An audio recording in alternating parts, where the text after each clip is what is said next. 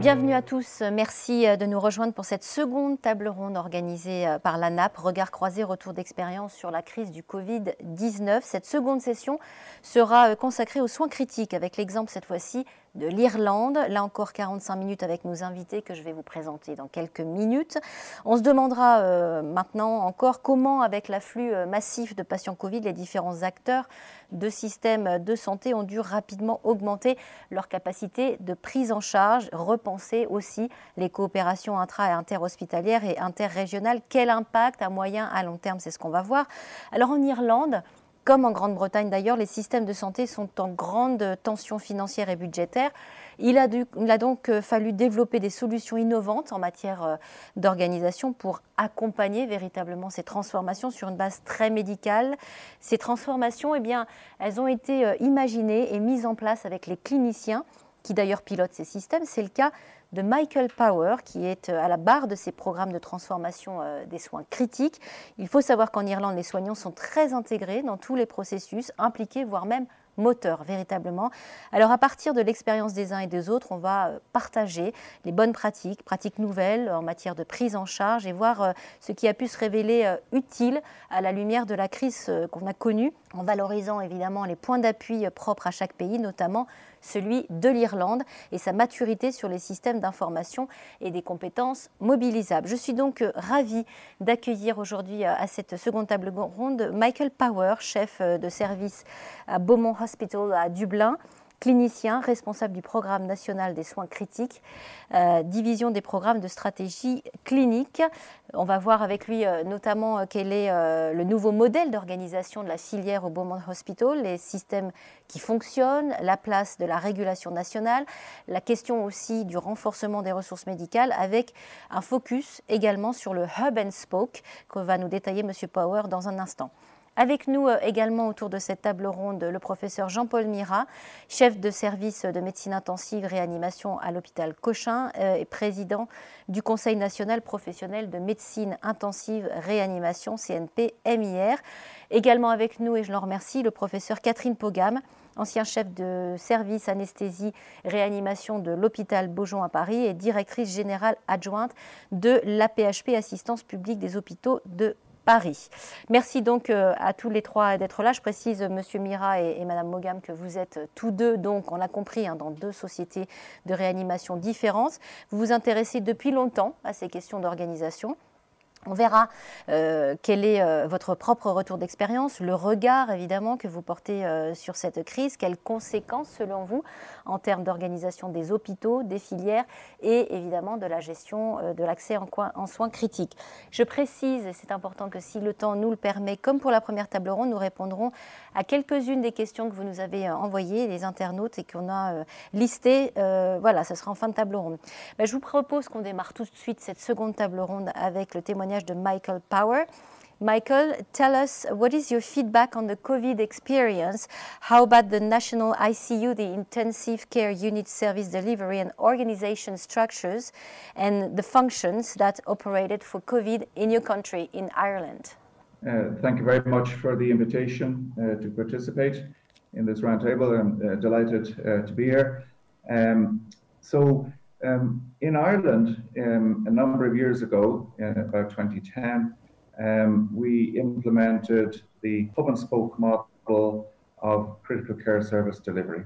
So what that means is that very small hospitals had very small ICUs, and about 10 of those were closed over a period of years so that those hospitals did not have emergency departments, did not have ICUs, and consequently the COVID patients who presented in that area were taken by ambulance and bypassed those hospitals and went to bigger hospitals. So we feel that that was helpful in that the very small hospitals would have been overcome or overwhelmed.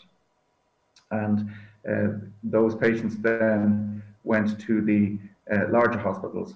So we have a hub and spoke model, and I can speak to that if you wish a little bit. And the hub and spoke model is a national ICU service delivery model that we have agreed and brought in. And what it refers to is the hub hospital is the central hospital of a hospital group that provides the specialty services. And the spoke hospital is the smaller hospital, which has an ICU, it has an ED, an emergency department, and it provides basic acute medicine, acute surgery, with very few specialties. And that is the essence of the hub and spoke model. And our experience was that, as I say, 10 hospitals had stepped down their ICUs, and consequently, the patients that presented to the ICUs in COVID went to either the spoke hospital ICU or the hub hospital ICU. And I can give you more figures on that, more of our experience, if you wish. We know that the COVID concentration was in the east of your country, right? We also know that the Irish health system is under pressure most of the time. You are, in other words, always in the middle of a very well organized crisis. However, can you tell us how did you manage during this crisis more particularly? Okay, that's a great question. So as with every country across Europe, across the world, there was a national response. The government brought in a national action plan that came in March, and that resulted in a redeployment of staff to ICUs. So we had 444 patients were admitted to the ICUs since the start of COVID, with COVID, and that was just about at our capacity. One or two hospitals exceeded their capacity, and a redeployment of staff had to take place. So the redeployment refers to the nursing staff, that they were cross-skilled from the operating theatre. There was a program of, upskilling or cross-skilling, so that the operating theatre nurses could work with and augment and strengthen the ICU nurses' skills to take care of patients. Secondly, we contacted the college, the training college, and we organized that anesthesia trainees would be transferred by the college from one hospital to another. These were the hospitals that had exceeded capacity, and in the round it worked quite well. But if we had had any more patients, if the curve had spiked and hadn't been as flat as it was, we would have been overwhelmed. So the response of the people of Ireland to the national plan, with all the restrictions, it was effective. We believe in Ireland that we were able to meet the need. Tell us, Michael, at the peak of the epidemic, how many adult ICU beds were occupied in Ireland? At the peak, we had 155 ventilated patients with COVID, but the non-COVID patients, we were up as far as 300, and that is over a baseline capacity of 250. Mm-hmm. So we were able to surge our capacity by about 50 beds nationally. It's somewhat difficult to count these day on day. The numbers were hard to capture, but we had a central audit office that kept this under surveillance and was able to monitor the bed capacity for us. So we did exceed the baseline capacity. We brought in surge capacity, but we were able to meet the need in most hospitals, bar, I think, 2 hospitals where redeployments of staff had to take place. We'll go more into details in a few moments with you, Michael, but I want to hear now Catherine Pogam et Jean-Paul Mirat, à tous les deux. La première question que j'ai envie de vous poser, c'est quel regard, évidemment, vous portez sur cette crise qu'on a vécue au printemps dernier, et peut-être quelle première leçon vous pouvez en tirer, Madame Pogam, en premier lieu? Je vais donc répondre. Je voulais d'abord vous remercier pour cette invitation et cette opportunité d'échanger sur ces retours d'expérience internationaux. Moi, je vais répondre à 2 titres, comme vous m'avez présenté. présentée en tant qu'ancienne chef de service d'anesthésie et réanimation jusqu'au mois de juin de cette année, donc c'est assez récent, et responsable de la collégiale des anesthésistes réanimateurs sur la région Île-de-France pendant la période Covid. Et puis maintenant, en tant que directrice générale adjointe de la PHP, je dirais qu'on voit bien qu'il y a des mots qui ont été cités et qui finalement font partie de l'équation qu'il nous a fallu résoudre. D'abord, cette maladie s'est avérée hétérogène, pas tellement en termes de présentation médicale, ça pour le coup elle était très homogène, mais en termes d'hétérogénéité sur les territoires. Donc vous savez que les différentes régions de France ont été de façon extrêmement hétérogène touchées.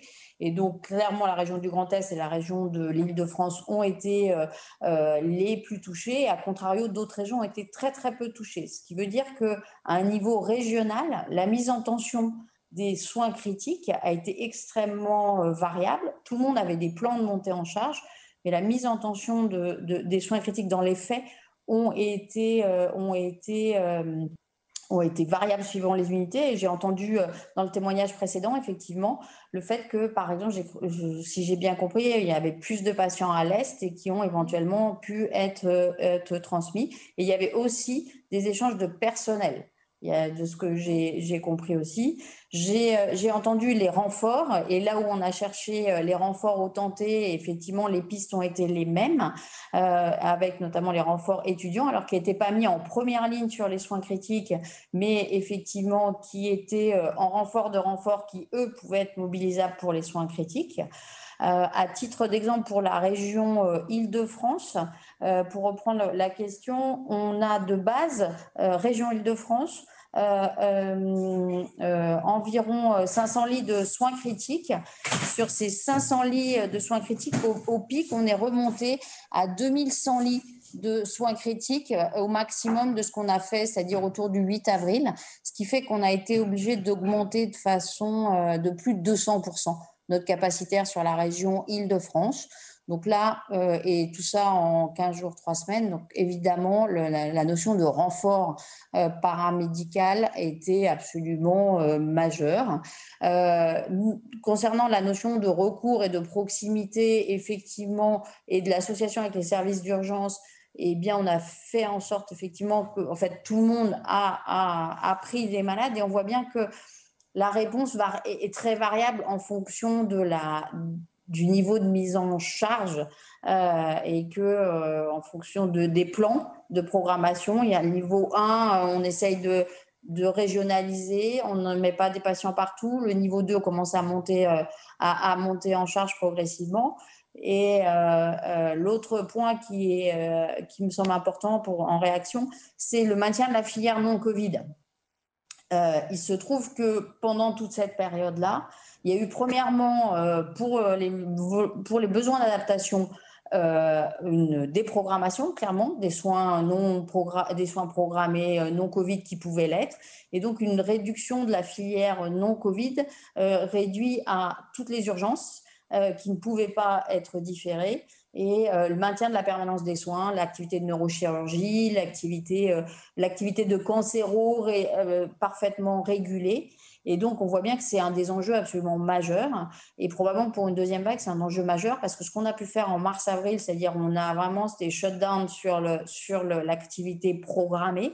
Et cette fois-ci, s'il y a une deuxième vague, ça va être plus compliqué à faire. Et donc, c'est un de nos enjeux, ce lien et cette relation entre les activités Covid et les activités non Covid, parce que ce qu'on a pu faire au premier tour, probablement sera plus compliqué à faire au deuxième tour. Et clairement, par exemple, le confinement, quand vous avez de l'activité de traumato, influe directement parce que l'activité baisse. Pas sûr qu'au deuxième tour, ça sera la même chose. Je m'arrête, il y a plein d'autres choses, mais je vais laisser la parole à Monsieur Mira, justement, voilà, le regard que vous portez sur cette période qu'on a déjà vécue et des premières leçons, peut-être, premières conclusions.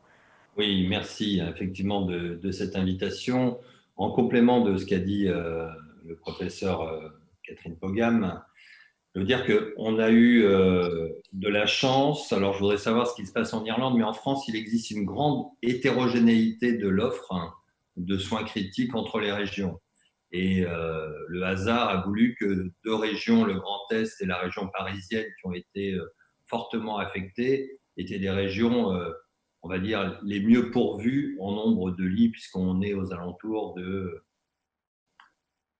8 à 9 lits pour 100 000 habitants en Île-de-France, alors que, par exemple, dans la région de Nantes, ils sont à 5 lits, simplement. Donc, on voit bien que, pour 100 000 habitants, on voit bien que les conséquences déjà très importantes de cette crise au niveau Île-de-France et Grand Est qu'a signalé Catherine auraient pu être clairement plus dramatiques que ça.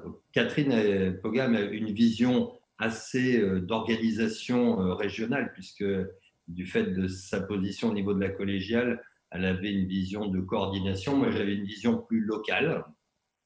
Et donc, je vais vous donner une vision complémentaire de la vision d'organisation qu'a pu avoir le professeur Pogam. Nous, sur Cochin, il y a eu une solidarité d'abord entre tous les acteurs des soins critiques. Il y a eu une grande solidarité entre les médecins intensivistes réanimateurs, les anesthésistes réanimateurs. On a géré la crise ensemble. Donc ça, c'est un point important. Et puis, on a été capable de faire des choses assez incroyables sur un plan local, parce que Catherine Pogam disait qu'on avait augmenté le nombre de lits, mais on a créé des lits dans des unités éphémères, dans des unités qui n'étaient pas des unités de réanimation. Et quand même, le retour que j'ai maintenant, c'est qu'on est capable de créer des lits, on sera capable de réouvrir ces lits. Le vrai problème qui existe, et ça m'intéresserait de savoir ce qui se passe en Irlande, c'est en termes de moyens humains, et médical et paramédical, parce que quand même, il faut le dire, on a quand même eu des gens qui se sont mis à faire de la réanimation en termes de paramédical, qui n'avaient pas forcément fait de la réanimation depuis un petit moment, et pour des malades qui étaient quand même extrêmement lourds. Quand on parle, il faut ouvrir des lits, oui, d'accord, très bien, mais il faut quand même de la compétence, et de la compétence médicale et paramédicale. Justement, Michael, there's a lot of questions that are being addressed to you by Monsieur Mirado. A word on capacity and patient care, maybe. Can you explain how this function in Ireland? Delighted to meet you, Professor Pogam and Professor Mira, virtually. I can't see you, but I'm delighted to meet you. So with regard to the collaboration across the medical specialties, what Professor Mira said there, that really strikes a chord. So we, our infectious disease medicine colleagues, our respiratory medicine colleagues, and ourselves, intensive care medicine, we had an excellent collaboration where all the patients who were admitted, who were hospitalized, had a care pathway. And a number of patients received high flow oxygen and also non-invasive ventilatory support on the floor outside the ICU setting. So we had what we would call a level 1 support of acutely ill patients who needed some non-invasive ventilatory support. That was done on the respiratory medicine ward in terms of capacity. Secondly, then, with regard to the additional or surge capacity, as I was saying earlier, we had a baseline capacity of 250, and we increased that capacity in Dublin by 50, but nationally by 100 to take it up to 350. And the additional staff were redeployed, the nurses and the medics. Now, I think Professor Pogam's point is very important, the care of the non-COVID patients. So we found that one of the sites in our hospital that we had to put a new ICU facility was actually in the recovery of the theatres, okay? Because that's where the pipes were for the additional patients. That had a major impact on elective care as opposed to essential surgical care. So that planning for the second phase, second surge, as Professor Pogam is saying, is very important. So what we've done in our hospital in Dublin is we have identified a new area in the hospital away from the theatres, the operating theatres, the surgical theatres, and we're putting in pipes and not commissioning ICU. This is a contingency facility for the second surge. I hope we don't need it, but that capacity planning was what we have been doing. Dr. Mira was also curious to know what is the different response, medical resource and medical response in between the different regions in Ireland. Can you give us some elements of answers on that question? Okay. With the hub and spoke model, for the last 10 years, we have increased the capacity in the hub hospitals. In the different regions, we have hub hospitals. We have 5 hub hospitals in the east, and we have another 5 hub hospitals around Ireland. And that is proportionate to the population. I hear what you were saying there about Nantes having 5 beds per 100,000. I understand that disparity, and it's a problem the world over to try and set up a sufficient capacity in the regions. Our experience in Ireland is we've had politics setting up hospitals, very small hospitals, and they have been unable to function when the pressure came on. So in Ireland, what we've been trying to do is bring in the hub and spoke model, where there is each ICU will have at least 8 or 10 ICU beds in it, which would be sufficient to maintain competency. Docteur Pogam, docteur Mira, les Irlandais, on l'a compris, sont dans un système où le taux d'occupation dépasse souvent les 90%, largement contrairement à nous. Ils étaient déjà dans une situation de saturation des capacités. On sent là qu'il n'y a pas véritablement de différence technique entre l'Irlande et la France, mais peut-être des différences en matière d'organisation. Dès lors, les questions que j'ai envie de vous poser, vous adresser à tous les deux, quelles conséquences en termes d'organisation des hôpitaux, des filières, de la gestion de l'accès aux soins critiques, du débordement de l'offre, donc de certains dysfonctionnements qui datent d'avant la crise, mais qui peut-être à la lumière de celle-ci sont devenus plus criants. Est-ce qu'on doit, par exemple, se tourner vers un modèle de régionalisation plus structuré et informatisé, voire plus fragmenté, avec plus de télémédecine, par exemple? Madame Pogam? Il y a 2 sujets. Il y a le capacitaire en soins critiques et puis il y a les parcours de soins, les filières de soins. Clairement, les filières de soins, elles ont vocation, y compris en soins critiques, elles ont vocation à être sur des réseaux régionaux. On les a de plus en plus sur des réseaux thématiques par type de pathologie. On a ça sur la neurologie, la neurochirurgie. On a ça avec ces notions de centres experts et centres de recours. On a ça sur la traumatologie.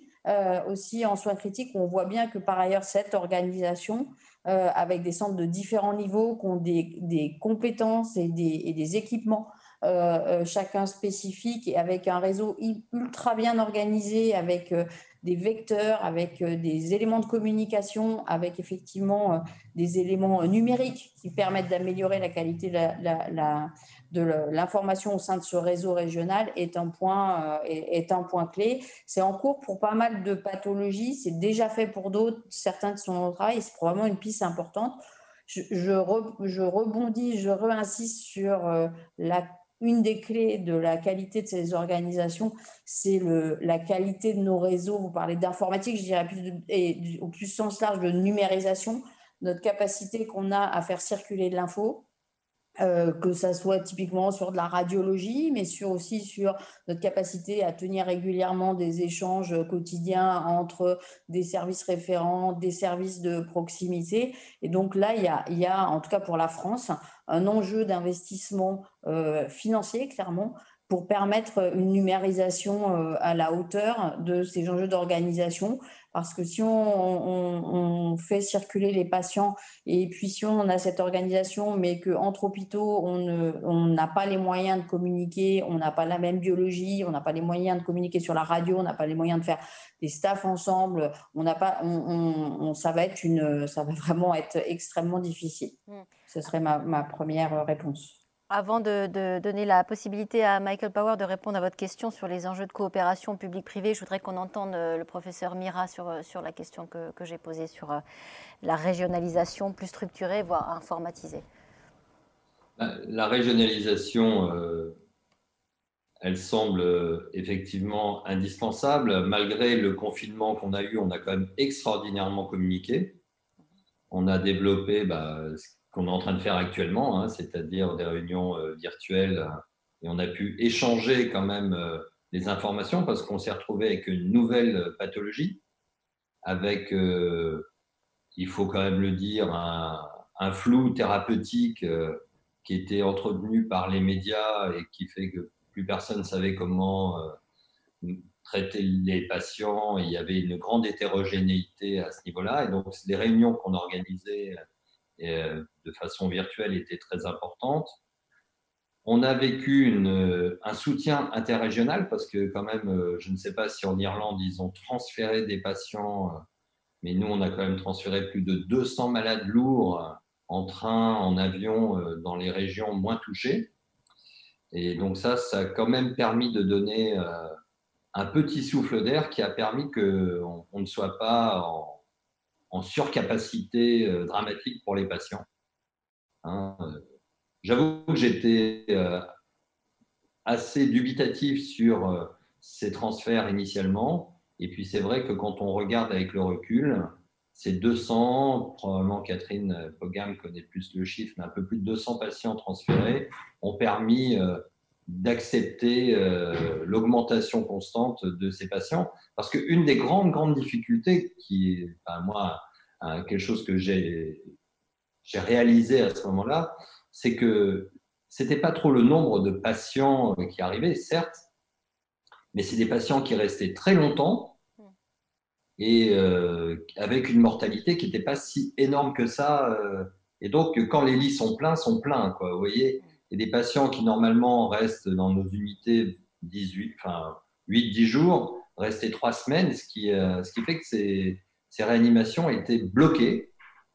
Et avec aussi derrière, et ça, c'est une question pour l'Irlande qui me paraît intéressante, qu'en est-il des soins post-réanimation? Parce que les malades étaient en réanimation, pouvaient sortir, mais avaient besoin de soins lourds derrière. Et on s'est retrouvé dans une offre de soins de post-réanimation assez faible, faut le dire, fait qu'on a bloqué des patients des fois où on les mettait dans des unités moins lourdes avec des moyens de surveillance peut-être pas idéaux pour les patients. Donc, pas mal de questions pour Michael. Michael, a few questions for you from Professor Mira. How about the post-ICU care? And did you actually do a patient transfer from regions to regions? Has it happened in France? Sure, and I'll take all those questions, the public and the private. Very little transfer from public to private for ICU in Ireland. There's about 5% of ICU activity in Ireland is in the private side. It's mainly public. The second point with regard to IT, which is we have a national radiology network, so you can see CT scans for traumatic brain injury. Scan might be taken in the west of Ireland. You can see it in the ICU in Dublin on the national radiology system. Further IT that we have is we've set up a national ICU audit, and now 70%, and we'll get up to 100%, but now 70% of all ICU activity in Ireland is captured by the audit and is reported in terms of risk-adjusted outcomes. And then the last point, the question about the transfers and transports. We didn't have the same scale of transports that you had that figure 200 that Professor Mira talked about. We had about 10, I'm going to say, a very low number. And the reason for that is because our capacities, we were able to manage with the surge capacities in the hospitals, with the surge capacities that we set up. A couple of hospitals that I mentioned earlier were overwhelmed, and about 10 patients were transported out of those hospitals. And I would agree with Professor Mira, they did very well. An inter-hospital and inter-ICU transport is very hazardous for a patient, particularly a COVID patient with lung parenchymal problems, friability, meaning a lot of compliance problems with their lungs. And those patients, be very worried about transporting those patients, but they did quite well. And then the last point about the what we call the tail, is that the extended duration or the prolonged stay in the ICU setting. Absolutely. A lot of these patients we know are so sick, with one gentleman in the ICU for 80 days, and we're on the phone to him. He's doing very well, and then lastly, if I may, we set up a survivorship clinic for our COVID patients in our hospital, where we've tracked all the patients who came into all the hundreds of patients that came into our local hospital, and we're in touch with all of them and helping them with their psychological and physical difficulties. So I hope all the questions taken together. Professeur Pogam, je vous vois prendre des notes, donc vous avez envie de réagir à ce que est en train de développer Michael Power? Il y a deux choses. Alors, sur le post-Covid, effectivement, très vite. Alors, je pense qu'il faut reprendre ce qu'a dit Jean-Paul. Il a tout à fait raison. Hein. Il ne faut pas oublier que la pathologie, on l'a apprise en marchant, comme on dit en expression. Donc, il y avait plein de sujets, effectivement, qu'on a découverts. Les sujets thérapeutiques ont probablement fait l'objet d'une médiatisation bien trop... probablement délétère, et on passe. Et puis, on s'est adapté au fur et à mesure. Et effectivement, on s'est rendu compte qu'il y avait un enjeu quasiment de santé publique pour les post-Covid, les rescapés du Covid. Et il y avait les rescapés de la réanimation. Et donc, ceux-là, quand on s'adressait aux gens dont c'est le métier de s'occuper des gens de post-réanimation, qui ont des séjours de réanimation difficiles, ils nous ont très vite dit, mais les gens qui sortent de réanimation, quand ils y sont rentrés pour le Covid, ils sont, à un niveau de déconditionnement supérieur à ce qu'ils avaient d'habitude en charge. Donc, ça a été les premiers à tirer le signal d'alerte sur ces patients. Puis, en fait, très vite, on s'est aperçu que ça dépassait, certes, les patients qui sortaient de réa étaient les plus touchés, mais que très rapidement, on avait une population post-Covid, y compris d'adultes jeunes qui n'avaient aucun antécédent avant, qui étaient des gens en parfaite santé et qui se remettaient, pour lesquels c'était extrêmement difficile de se remettre de leur maladie, auprès des gens qui n'avaient pas été hospitalisés. L'enjeu du post-Covid, de la récupération, a été finalement assez vite souligné par les gens dont c'est le métier de faire de la réadaptation et de la rééducation, et avec des tableaux qu'on ne connaissait pas. Ça, c'est certain. Je ne sais pas si, ça c'est une question qui est un peu générique, qui ne s'adresse pas forcément à personne. J'espère, c'est une question que je me pose, qu'en termes de santé publique, je ne sais pas si on arrivera à mesurer cet impact qui est différent d'un impact de mortalité, qui est cet impact sur des gens qui se retrouvent pendant des semaines et des semaines complètement lessivés, sur des gens qui ont 40 ans et qui couraient le marathon et qui se retrouvent, quand ils marchent pendant 100 mètres, à monter à 150 de fréquence cardiaque, enfin, des choses qui n'étaient pas attendues. Donc, j'espère qu'on aura des mesures et un peu de recul là-dessus et des études là-dessus. Et puis, un point peut-être sur les transferts, où effectivement, il y a eu 270 transferts en Île-de-France. L'Île-de-France, c'est une population de 12 millions de personnes, avec une densité d'incidence de la maladie qui était extrêmement élevée.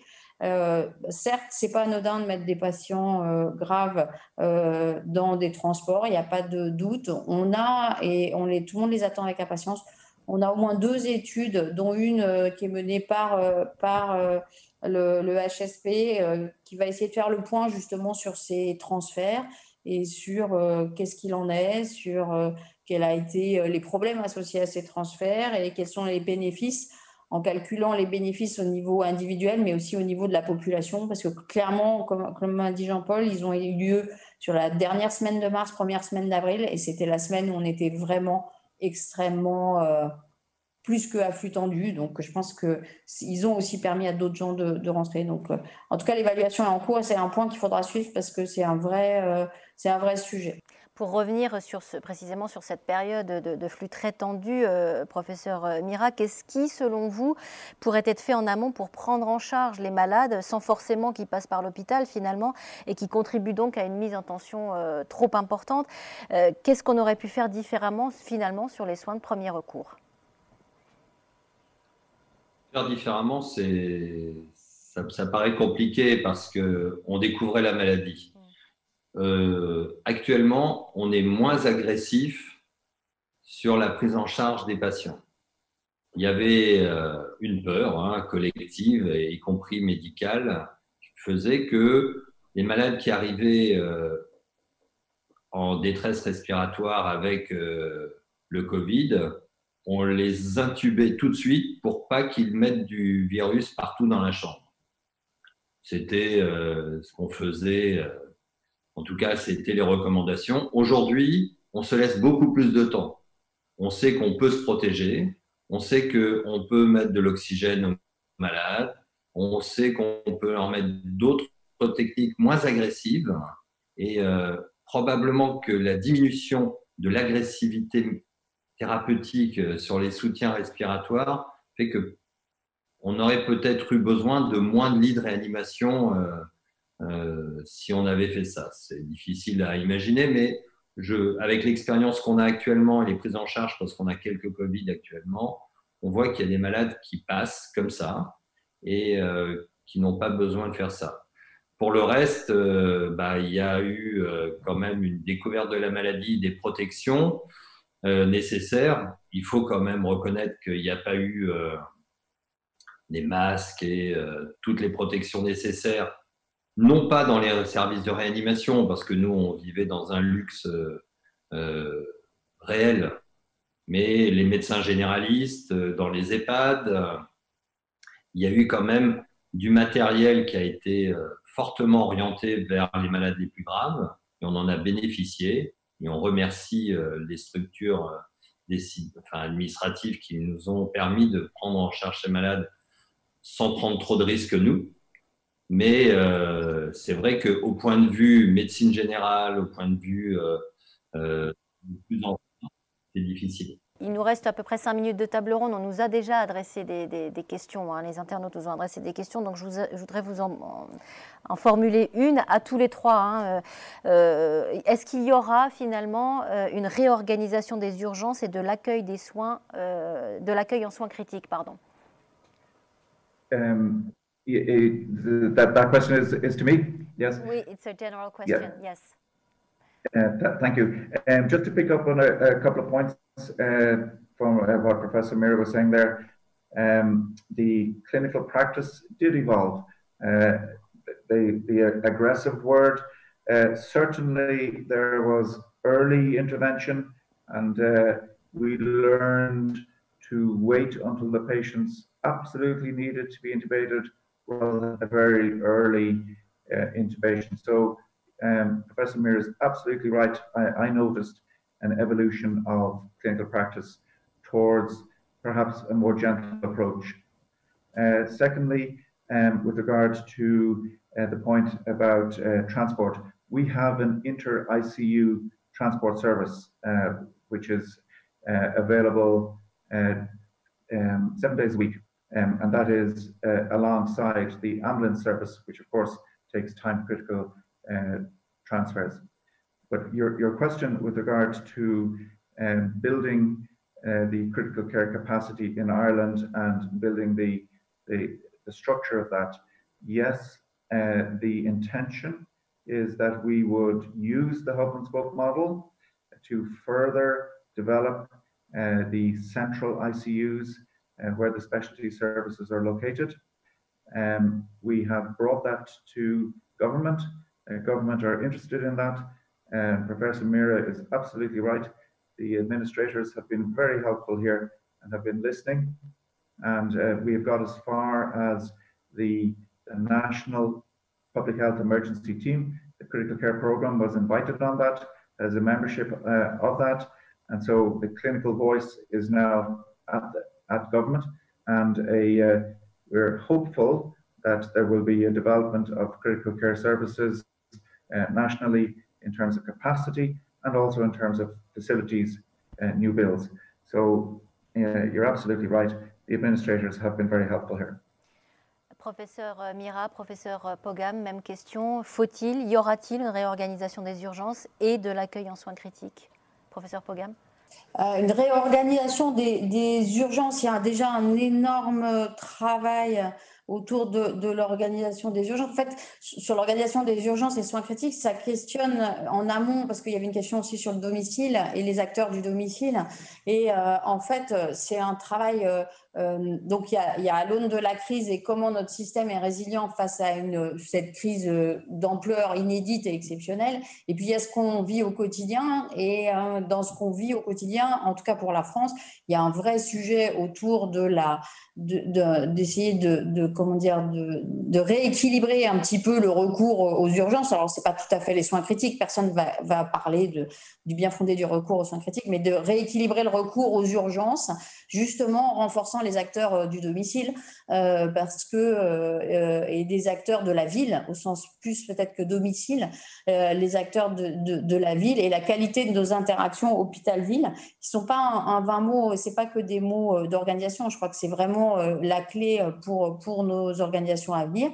Et au titre du Covid, avec des plateformes dont une qui s'appelait par exemple Covidom, qui avait été mis en place, alors certes à l'initiative de la PHP, mais en fait avec les médecins de ville, avec les URPS, et qui fonctionnait. On a quand même 80 000 patients ont été pris en charge sur un système de télésurveillance et d'autosurveillance à domicile. Et donc, effectivement, on peut imaginer avec des systèmes d'alerte qui permettaient à la fois pour les malades, quand ils se dégradaient, d'appeler directement le SAMU, et à la fois qui a permis de laisser des gens à domicile qui n'avaient pas besoin d'avoir recours au système hospitalier, ni aux urgences, ni rien. Donc, c'est probablement une des leçons aussi, c'est le développement qui n'est pas un scoop, qui n'est pas non plus original, mais on a pu montrer que finalement, très, très vite, on pouvait monter ça et que ça rendait un vrai service aux patients et en améliorant la qualité des interactions ville, hôpital et domicile.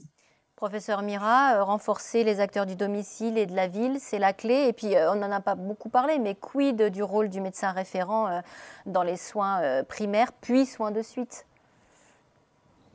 C'est difficile pour moi de répondre à cette question parce que je n'ai pas énormément de connaissances sur cette prise en charge initiale.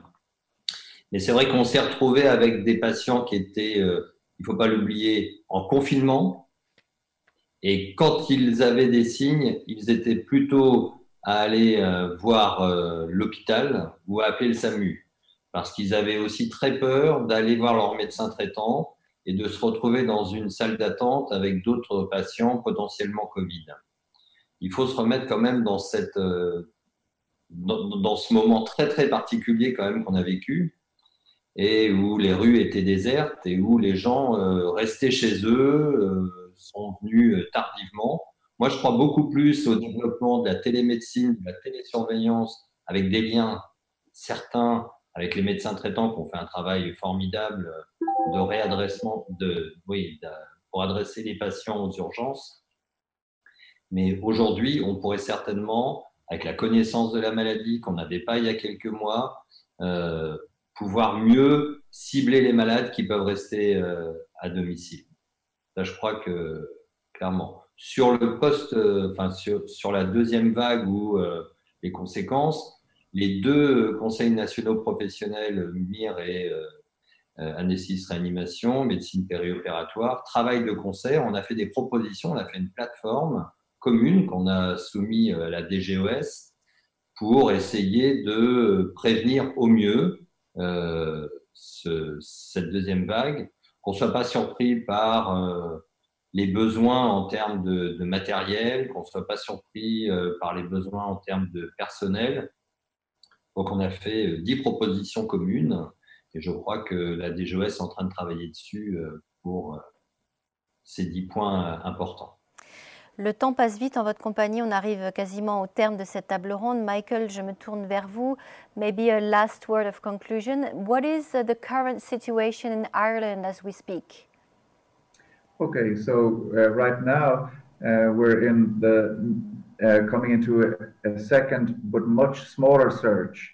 So right now, today, we have 6 patients in the ICUs in Ireland as of this morning.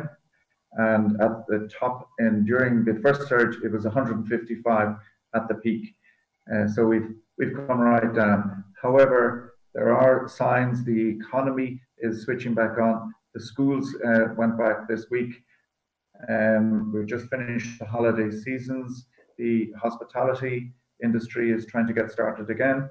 The pubs haven't opened in Ireland yet. So there's a lot of work to do yet. And at the same time, the incidences are increasing a little bit, but certainly not to the same extent as was before. Well, if the pubs are reopening in Ireland, that's a good sign, I think. Professeur Pogam et professeur Mira, peut-être un tout dernier mot de conclusion et puis on va s'arrêter là. Je vous remercie pour cet échange. On est aussi dans des choses assez similaires sur ce qu'on a une deuxième vague. Clairement, il y a plus de cas, un peu moins d'hospitalisation, ça n'a rien d'identique.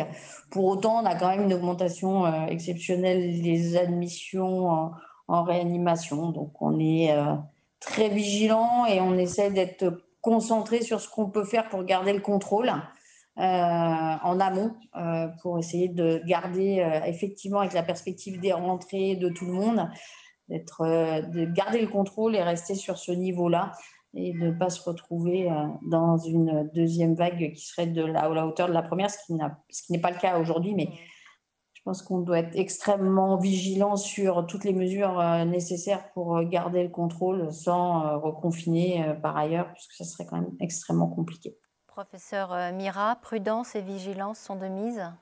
Prudence, vigilance, on a des cas graves chez des patients jeunes dans le service, on a quand même 5 Covid actuellement en réanimation, et puis il ne faut pas oublier que ce taux de contamination important touche aussi les professionnels de santé, et on les teste, il y a une recommandation pour que les professionnels de santé se testent avant de reprendre le travail.